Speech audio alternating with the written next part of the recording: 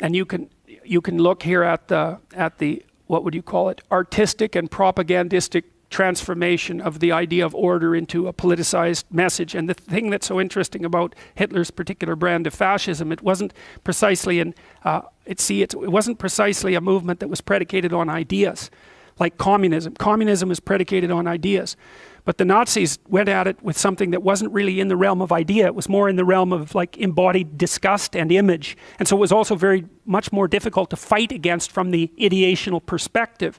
You know, it wasn't a well-developed intellectual movement. It was an embodied movement. And Hitler was extraordinarily good at using the metaphors and the images, and then his incredible capacity for propagandistic display to fire people up at a level of analysis that they weren't really even aware of.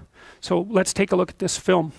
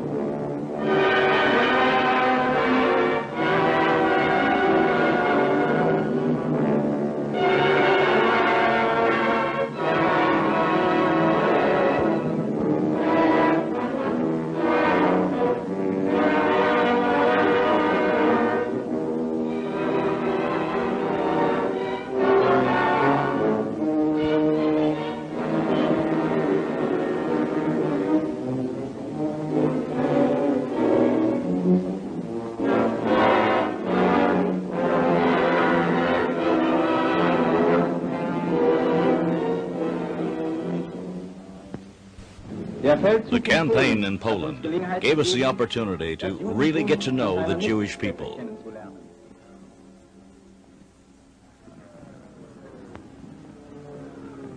Nearly 4 million Jews live here in Poland, but they won't be found among the rural population, nor have they suffered from the chaos of war as has the native Pole.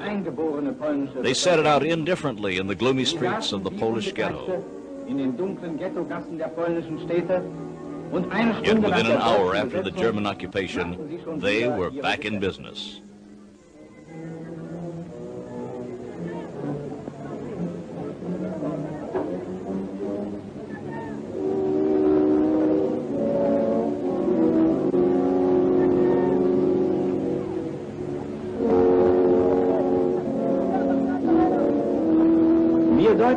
We Germans had a look at the Polish ghetto 25 years ago.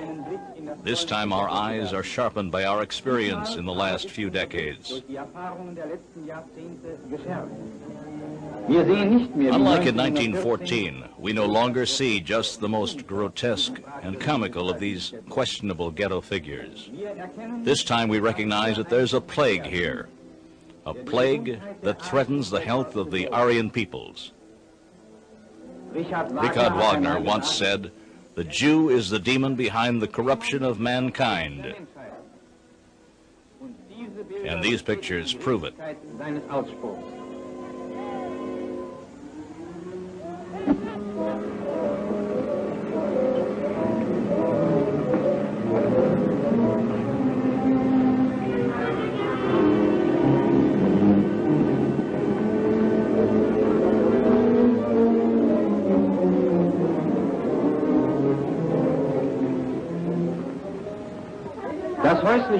Jewish home life reveals remarkable lack of creative ability to civilize. In plain language, Jewish dwellings are filthy and neglected.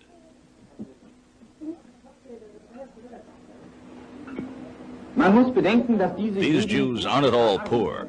After decades of business, they've hoarded enough to acquire decent, comfortable homes. But they live for generations in the same dirty and bug-ridden dwellings.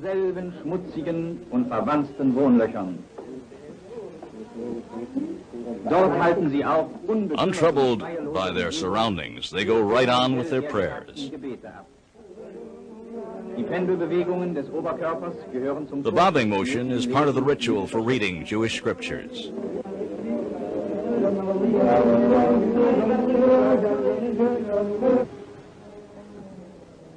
The main part of Jewish so-called community life takes place in the street.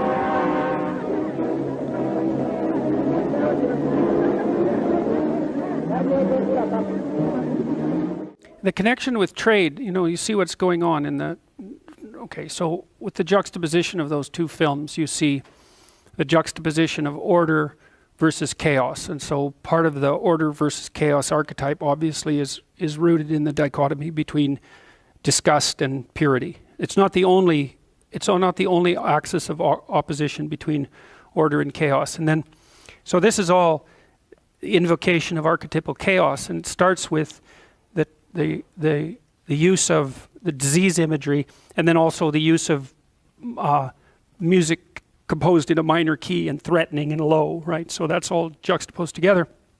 And then they switch to trade again with this undertone of threat, and there's a hand-to-hand exchange of goods, and it seems to me that they're using the image to continue the metaphor that in this situation trade is associated with contamination rather than with productivity, right?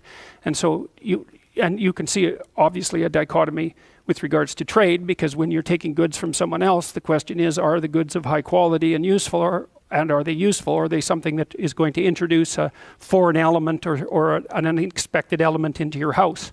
And so this film is obviously taking that ambivalence that's associated with trade and placing it into the chaos order archetype and then associating it with disgust. So it's very, very sneaky.